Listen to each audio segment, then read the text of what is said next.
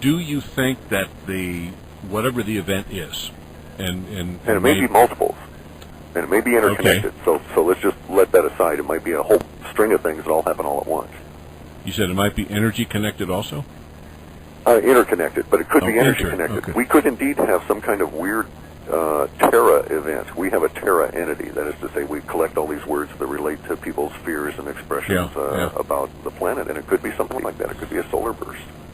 Well, that occurred to me. I mean, what would be so traumatic and so tremendous that it could bring about exactly the results you're talking about? It would almost have to be something that big. We've looked at it a couple of different ways. Now, let me specifically stop and say, curiously, odd that you should bring that up and should even direct the discussion that way, but curiously, some of our earlier data suggested that for some reason the sun was going to cause the housing bubble to burst. And I think we've discussed that earlier. Mm-hmm. And so maybe there's going to be a big solar burst such that people are aware that there's no point in making mortgage payments if the roof's melting around them or something along those lines. But let's also be real clear here that we don't intend to pander to people's fear nor magnify them. Our goal is to look out and say, oh, okay, guys, heads up, you know. Right. And one of the things we could envision is that this level of emotional release may not involve anything as catastrophic as plate shifts or earthquakes or volcanoes or asteroids or anything, and might indeed be restricted to such abstractions as geopolitical. Yeah, imagine a situation where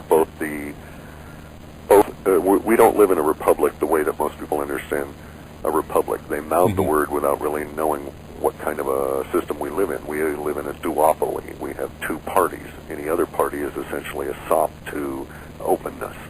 Yeah. Okay. It scared both of the parties. The Perot, the sop to openness, did as well as he did. And there were some weird things that went on there, as we all remember. Oh, yeah. Those of us old enough. In any event, imagine a situation where the duopoly melts down, where enough of the central players in both parties are shown to be highly corrupt, immoral, wrong-headed, stubborn, stupid, evil individuals, and are hauled to account by the populace in an orange-style, non-violent rebellion. That would give us both the emotional release over a long period of time as we had show trials and put all these politicians on trial and went through all their crimes and absolved ourselves of all of our sins that were done in our name by these evil individuals and killing people around the planet. And it would also bring in the economic impacts. True. Now, don't you think, George, that we have I'm reached Clif, by that the way, level? I'm sorry? Don't you think that we've already reached that level? No. You mean it's going to get worse? We have not even begun. Oh. The stuff that we have here, there's a lot of stuff that we get that by the very nature of the fact that we get tons of it, 60 million reads, we simply can't publish. But we have indications here that the stuff that's been released about Abu Ghraib is the G-rated version. Let's address that for a minute. I find it extremely interesting that it's coming out at this time. And I say that for this reason. It seems that there is enough evidence around that our government was either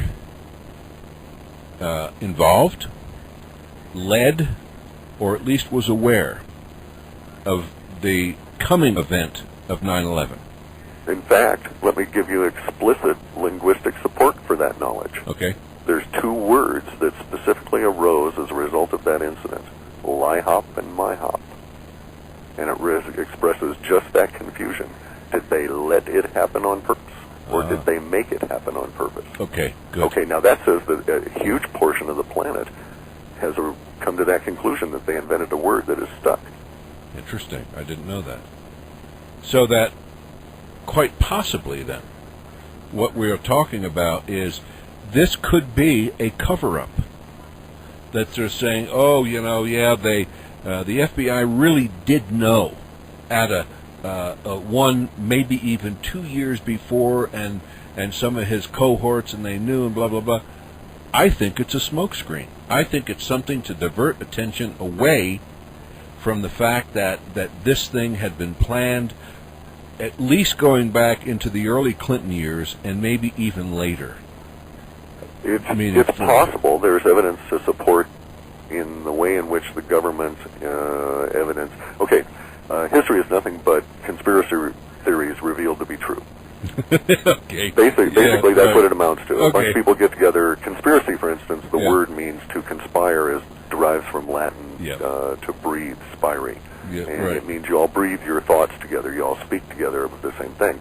There was another harsher meaning in the Latin, which was that actually you live or die together, right? The one who breathes kills us all. Now, of course, since that time, since we know the Romans, the Byzantine, the Turks, the Ottomans, any group you care to name, Sure. have had hundreds of years in developing all their conspiracies, all the way up through the Club of Rome, the papacy, the Medicis, etc. Right. You get to the point where you've got to have a little bit jaded view about things and say, certainly there exists the probability of what you're saying being quite true. Now, may or may not matter, may or may not be pertinent to how things work out in the future, but we also know that there are linguistic clues to how rigid organizations such as the government go about doing cover-ups, and they do it just exactly as you described with this layered onion approach. Yeah, right. You know, a perfect example. Have you ever seen a picture of the plane that crashed into the Pentagon? No. There is none. No, I know, and I've got a friend of mine that was walking, or I won't go into that, but I have some personal knowledge about something that was going on at that particular time Okay. when the helicopter was visible. That's above it. Correct. You got it. That's right. And it was guiding something into it. Dave Van Kleist came out with But there's other evidence, by the way. I mean, just easy factual accounting kind of evidence. Whenever I get stumped on any of this kind of stuff, I turn back to Buckminster Fuller, Yeah. who always said, go back to the math, right? Sure. How many truckloads of airplane parts did they haul away? How many trucks does it take to haul an engine from a 737 on? A standard or a 10-yard dumpster, you're going to need 4 of them to haul the remnants of an engine out. Wow. And that's one engine. Correct. Yeah. So where are the hundreds and hundreds and hundreds of trucks hauling stuff out?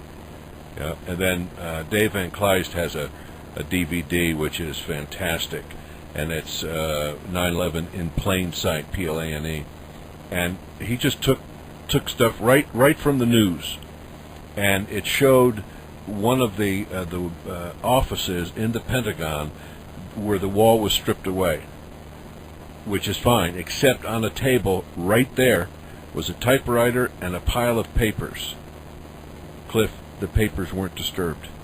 Okay, but we've got to be real careful about that kind of stuff, okay? Okay, sure. Because strange things do occur in the midst of natural disasters, right?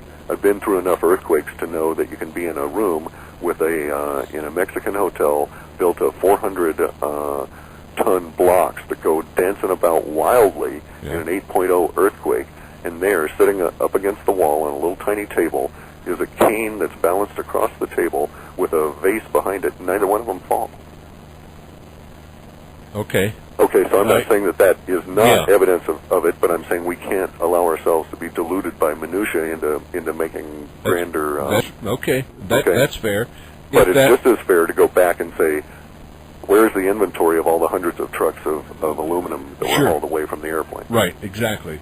Or the other floors and all the just, again, check the math. The area that was blown away, measure that against an airplane and how big an airplane. Correct, just correct. on and on and on. Now, let's go back to the other inconsistencies. I mean, if you want, look at the Twin Towers, designed by Mason, using Masonic symbols, using their numbers, using specialized steel that was designed especially for it, the fingers, the way the whole thing was put together. And curiously, when the Windsor building in Spain burned, it was the same manufacturer for the steel. That's right. And that steel gets to 3,000 degrees. Now, supposedly, airplane fuel got it to 2,300 degrees. The steel softened, lost all of its structural integrity, and they pancaked. Clump, clump, clump, clump. Well, okay, if that's the best modern engineering can have, I'll never go up in a high-rise. Well, that's an absurd. I have steel around here that I get hotter than 2,300 degrees all the time. Sure. And just, ask some of your number one engineers, number two, some of your demolition experts. And they say that was one of the most masterful, clean, precise, exactly. Yes. I mean, buildings right across the street weren't touched. Correct. How about the church? Didn't even have a broken window. And they said, well, that's an act of God. Then good. Then maybe God guided these things down, too. Right. You know, so it's okay. So that goes back to what we were just talking about. In the runs, now let's remind people. You were doing a run in. We gathered the data August? in March. If you're talking about the 2001, Yeah, right. Yeah, we gathered the data in March, and I worked it real slow because I used a different process then throughout the month of June. And it was like August. I mean, no, we posted July. in July. It was like July 12th or something. Yes, yeah, right. And tell people what you posted. I mean, that we would have a new form of weapon used as an attack against the money center of the globe. I mean, hello. What else do you have to say? Well, we had another descriptor, which was a quote